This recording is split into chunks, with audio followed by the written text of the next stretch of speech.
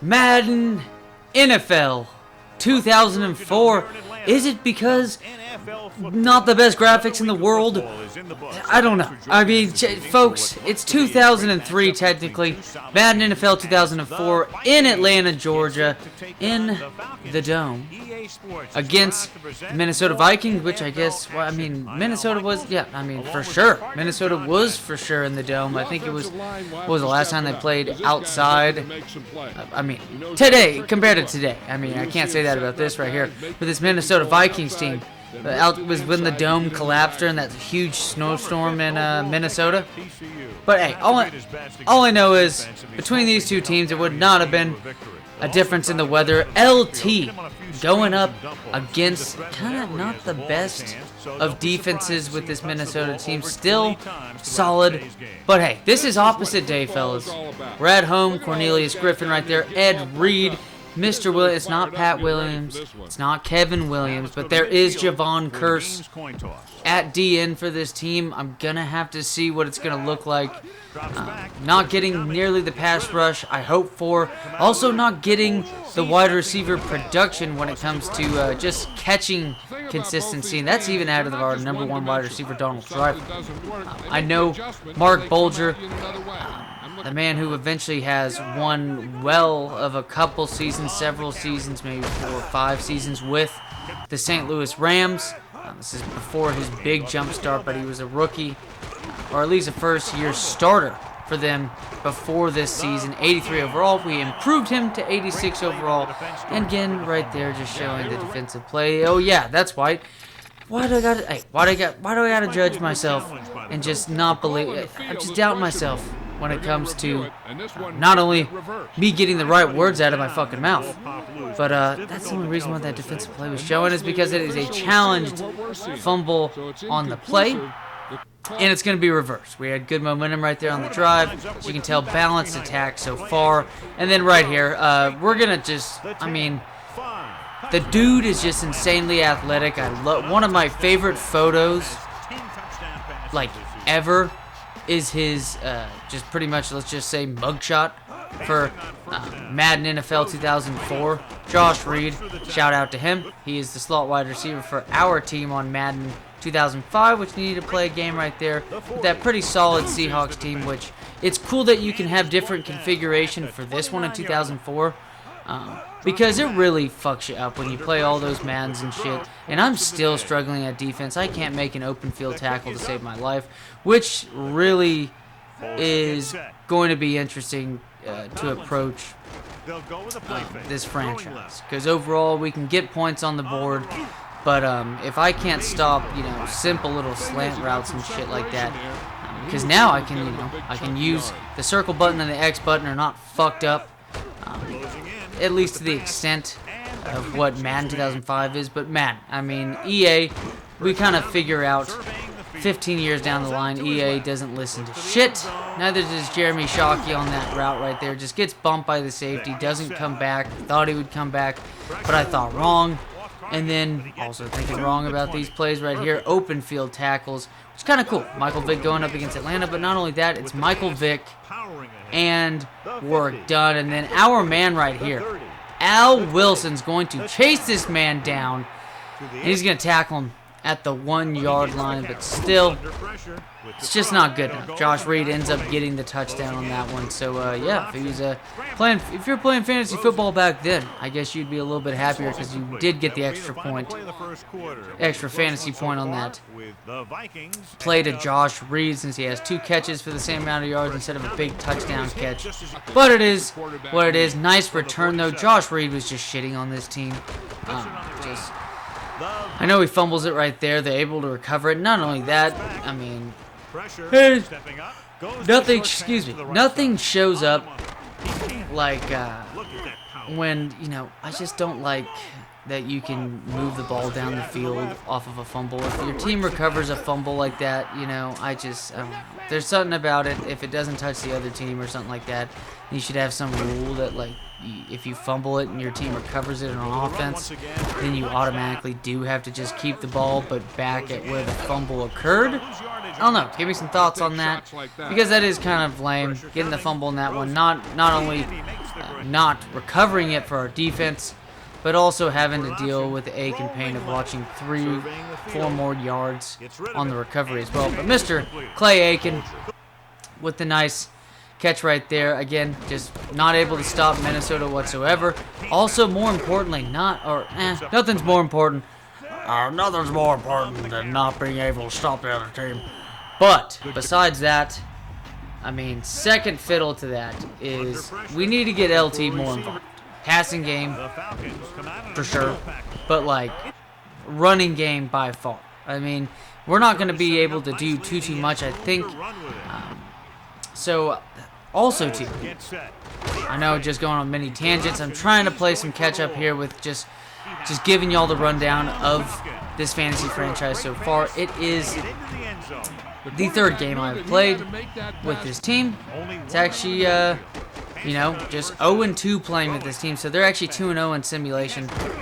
So a decent squad right here, but I just can't. I'm not able to stop shit on defense. Matt Hasselbeck owns us, and of course, a Peyton Manning offense ends up owning us with like 31 points in the second half. I think it was the second game I played of the season. Yeah, the Cowboys with Matt Hasselbeck was the #1, and that team had a really good defense. I mean, really good. You're talking about linebackers and a defensive line that's like 90 overall. Just, I mean, across the board. You got, I think, Richard Seymour's on that defensive line. I think there's a couple other dudes, but still. Penalty on the play. But, hey, defensive pass interference, going to decline it, get that extra yard for this possession.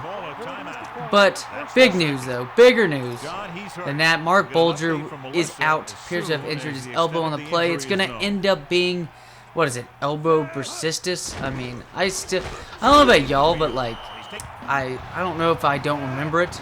But I just find myself not looking up some of these injuries enough to really actually get maybe finding out more common names of these injuries that, like, I already knew what the injury is, but I just don't recognize it through this kind of name.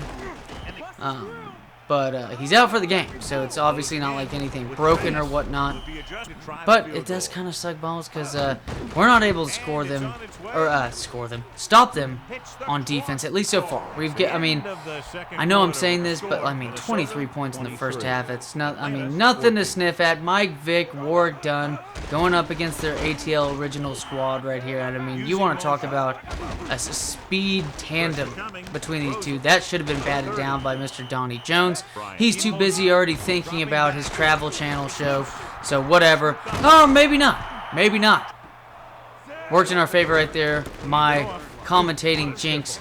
But also, too, I mean, getting LT involved, getting the open field. Nicely done right there to Mr. William Henderson, the fullback for Amon Green. And I don't know if he was the fullback for Ryan Grant as well. I don't know, but definitely part of the pack for some pretty good offenses. And speaking of good offense, so our back, I mean, one thing I noticed about the back, obviously not Mark Bulger. The defense is starting to play really well, though, in the second half here. But, again, another jinx. But look at that. Why is this guy not going down? Why is this guy not going down? It's like Hayden or something, dude. That's literally his name. I'm not making some shitty joke, but... Or maybe it was Todd Heap on the last two. But Todd Heap's going to fumble this one. But however, I mean, just right on it. No pause or whatever. Offense doesn't come on the field before they call the challenge. This team's not fucking around. But also, too, a couple of these runs by Michael Vick totally had me thinking opposite day, but deja vu in a bad way for us. Would be, if anybody remembers, Michael Vick's famous overtime run that was like 40 or 50 yards or so when he was with Atlanta against the Minnesota Vikings. And this time around, obviously switched up. But again, not doing amazing on defense or getting down the field. Tons of yardage through the air, which sucks ass because when you're giving that up to Michael Vick, you can only imagine when you're starting to try to blitz the man. And pretty much recognize he was not reading blitzes up the middle all too well. But there you go. Getting the man involved, the first overall pick for this team. Late in the first round, mind you. I mean, I sit there and I'm like, oh man, maybe I should have drafted Amon Green, and I'm like, yeah, you know, like Peyton Manning was, I think Peyton Manning was available, Tom Brady was available, like a 90 overall Tom Brady. And you want to talk about like cool vintage video games is when you're sitting there and Peyton Manning and Tom Brady are both like 25 and 26. Just sit there for a second and just think of it. I just for myself growing up, playing like what, Madden 2006, 2007, 2000. I mean, those dudes are still like at least 29, 30 years old. Pretty much at those points. At least when it comes to playing Madden 2008, which I played mostly. But still, that's how old this game is. I will say the mechanics of this game are nice.